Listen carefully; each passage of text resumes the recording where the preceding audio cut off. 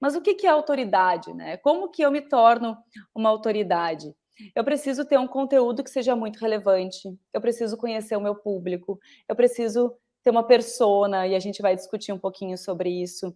Eu preciso ter uma boa identidade visual, eu preciso trabalhar com todas as possibilidades existentes na plataforma que eu estou trabalhando naquele momento. Então, por exemplo, se o meu foco é trabalhar com Instagram, eu obrigatoriamente preciso, de alguma forma, utilizar todas as possibilidades existentes dentro do Instagram. Eu preciso trabalhar com Reels, eu preciso trabalhar com estratégia de engajamento através de enquete, eu preciso responder às pessoas, eu preciso produzir conteúdo. Então, tudo isso daí é muito importante para eu ser autoridade. Mas mais do que isso, né? Eu preciso fazer com que eu realmente seja uma pessoa relevante para as pessoas, ou uma marca relevante para as pessoas. Que as pessoas pensem numa temática e elas automaticamente elas lembrem de mim. E é muito difícil fazer isso hoje, justamente porque a gente tem diversos conteúdos sendo produzidos o tempo inteiro. Então, o que eu trouxe aqui para vocês são algumas dicas de como que a gente pode tentar construir essa autoridade nesses ambientes sociais, principalmente nas redes existentes hoje, para que a gente consiga, de alguma forma, trazer mais credibilidade para o nosso trabalho e, ao mesmo tempo, gerar uma relação mais direta com aquele público que eu quero realmente atingir. E aí, claro, a partir daí, o público acaba se transformando em cliente, em consumidor direto e assim por diante. É mais ou menos essa a ideia. Então, para a gente começar do início, eu sempre digo que conteúdo é a peça-chave para a gente trabalhar a estratégia no digital. Não adianta eu simplesmente achar que com conteúdo raso, por exemplo, eu vou conseguir alcançar as pessoas que eu realmente quero, ou vender o produto ou o serviço que eu realmente tenho a oferecer. Então, eu preciso trazer um conteúdo que seja muito relevante para as pessoas, que as pessoas vejam valor. Hoje em dia, as pessoas não têm mais tempo, né? As pessoas cada vez têm menos tempo para consumir conteúdos no digital e em outras plataformas. A questão é, elas só acompanham aquilo que realmente é interessante para ela e que elas têm algum retorno a partir daquilo. Então, eu sempre falo, vale muito a pena pesquisar o concorrente, ver o que está sendo feito, como que vocês poderiam trabalhar conteúdos de forma autêntica a partir dali, né? Trazer um conteúdo que seja muito atual. A temática nesse nicho específico de advocacia muda muito, né? Tem muitos conteúdos atuais que vocês podem trabalhar. Então, é muito importante vocês pensarem em como trazer conteúdos relevantes para esse público de vocês que estaria ali, né, tentando consumir um pouco do que vocês oferecem. A segunda questão que eu trago aqui é ter bem claro nessa estratégia quem é o público-alvo que eu quero atingir, porque eu só consigo ser assertivo no momento que eu trago conteúdos específicos para as pessoas certas. É mais ou menos essa lógica. Então, eu só vou conseguir, de alguma forma, ter autoridade nesse ambiente digital se eu conseguir acertar as pessoas certas de uma forma mais profunda, se eu conhecer essas pessoas e souber realmente o que elas querem a partir dali. Então, é muito importante entender o comportamento, analisar os insights, né, analisar todos os dados, todas as questões de métricas existentes nessas plataformas, para que eu saiba com quem realmente eu estou falando. E a partir daí eu posso pensar, ok, estou falando com esse público, mas é esse público que eu realmente desejo atingir? Se não é esse público, eu preciso mudar um pouco a minha estratégia. Se é esse público, eu preciso traçar uma estratégia com foco naquela pessoa que está ali por trás dessa tela. Então, quais são as dores dessas pessoas? Quais são as maiores dificuldades? O que elas buscam quando elas seguem o meu conteúdo? O que eu posso fazer para sanar as dificuldades delas? Porque é basicamente isso hoje, né? Hoje as pessoas buscam muito em influenciadores ou buscam em outros profissionais o que elas desejam que seja resolvido na vida delas. Então, muitas vezes, a gente tem isso a oferecer de alguma forma, e a gente consegue oferecer isso através da nossa autoridade, do conteúdo que a gente tem e do conhecimento que a gente tem. Então, conhecer o público é fundamental para a gente alcançar essas pessoas.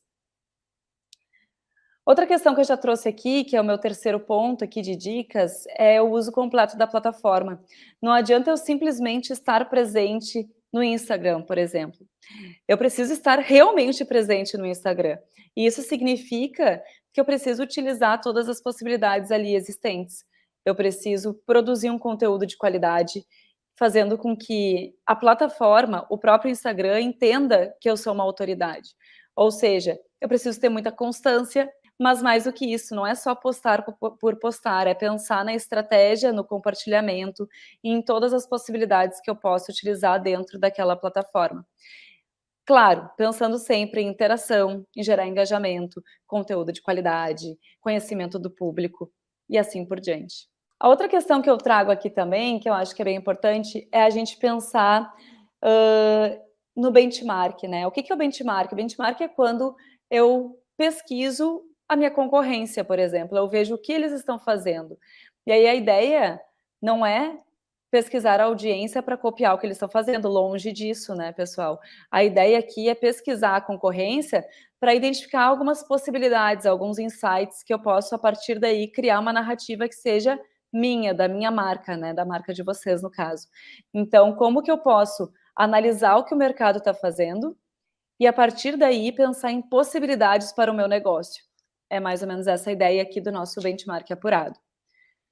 A ideia do ser constante, não adianta eu fazer posts muito legais, super elaborados e não conseguir ter constância nisso. E aí que entra a estratégia. Por exemplo, nos posts que eu faço, eu já tenho postagens programadas para 15 dias, né? Eu trabalho muito com planejamento estratégico. E é mais ou menos assim que funciona. Então, é claro que eu posso quebrar aquela estratégia que já foi feita. Surgiu hoje uma temática super importante que faz sentido eu discutir através das minhas redes, dos meus canais com o meu público. Ótimo, eu vou lá, eu dou um pause na minha estratégia do dia, mudo aquele conteúdo que estava já programado e passo ele para outro dia e crio hoje o conteúdo que é um conteúdo super atual. Tá tudo certo. Mas eu preciso ter um conteúdo já em mente e também produzido, que é o conteúdo que vai para o resto da semana, né? Para os próximos 15 dias seria o ideal. Então, o ser constante significa pensar e ter um planejamento para que eu não fique sem postar nada nas redes, para que eu não esqueça completamente das redes sociais e o algoritmo daquela rede me esqueça. Então, a ideia é manter aquela rede sempre atualizada e alimentada frequentemente com conteúdo de qualidade. Acho que os stories é uma grande possibilidade existente hoje de integração e de interação com as pessoas. Então, nos stories a gente consegue entender realmente quem são as pessoas que estão ali por trás daquele conteúdo e a gente pode expor o nosso serviço, o nosso produto, a forma que a gente acredita ou, enfim, atua. Acho que isso é muito importante, né? A gente usar os stories justamente para manter o negócio ativo. Acho que é bem importante para qualquer área, na verdade, e ainda mais na área de vocês todos aqui. A identidade visual, ela gera autoridade, que é a palavrinha-chave que a gente está utilizando nesse momento. Então, não adianta também eu fazer por fazer, né? Eu preciso ter uma identidade que faça com que as pessoas olhem aquela postagem e lembrem de mim de alguma forma. E a identidade visual, a gente está falando de ter uma paleta de cores, utilizar fontes específicas, ter uma identidade visual que seja facilmente lembrada e que reforce o posicionamento da minha marca perante o público que está ali consumindo aquele conteúdo. Tem muita gente que pergunta sobre a questão de tráfego pago, tráfego orgânico, né? E eu resolvi trazer brevemente aqui para a gente discutir. O que eu penso sobre isso, tá, gente? Se a empresa tem condições de trabalhar com tráfego pago, é sensacional, porque a gente vai conseguir trazer leads qualificados, alcançar pessoas mais qualificadas mais rapidamente, se eu tiver um conteúdo muito bom e uma estratégia que seja eficiente para aquele público. Então, o tráfego pago ele vale muito a pena para empresas que têm constância em pagar, né? A verdade é essa. Agora, se a empresa ou a pessoa, enfim, aquele profissional, ele não pretende trabalhar com tráfego pago o tempo inteiro, ou seja, produzir conteúdo que vá ser, de alguma forma, anunciado, né, que eu vou colocar um investimento por trás daquilo, a sugestão, então, é continuar sempre no orgânico. Então, eu só vou para o tráfego pago se eu tiver realmente capacidade de manter aquele pagamento mensal. Se eu não tiver, não vale a pena. Porque depois, para eu alcançar de novo essas pessoas de forma orgânica, vai ser muito difícil. Então, outra questão que é importante a gente pensar sobre isso é: Não adianta simplesmente eu produzir um post e patrocinar ou impulsionar aquele post, porque ele só vai fazer sentido se ele realmente for interessante para o meu público.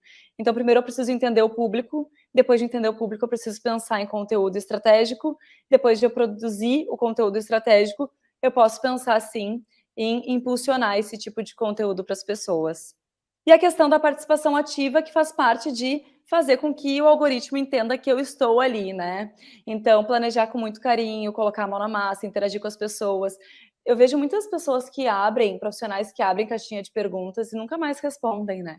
Aquilo é tão frustrante para todos, inclusive para a própria plataforma, né? A plataforma ignora esses perfis depois, porque sabe que o perfil utilizou de uma ferramenta de interação e de engajamento e no final das contas não interagiu com as pessoas. Então é muito importante a gente ter essa participação ativa do perfil, né, com muita interação com as pessoas. E aqui a questão de influenciadores digitais, que eu acho que não entra muito aqui para vocês especificamente, mas daqui a pouco vocês podem pensar em trazer outros influenciadores da área, talvez não influenciadores digitais aqui como o termo que a gente usa tradicionalmente, mas influenciadores da área para uma série de lives, isso funciona muito, né? Ou para collabs, que são aqueles posts colaborativos, ou seja, eu estou utilizando os dois canais ali, os dois perfis, e os dois perfis têm seguidores diferentes, mas que se complementam muitas vezes. Então, isso pode funcionar para essa área também.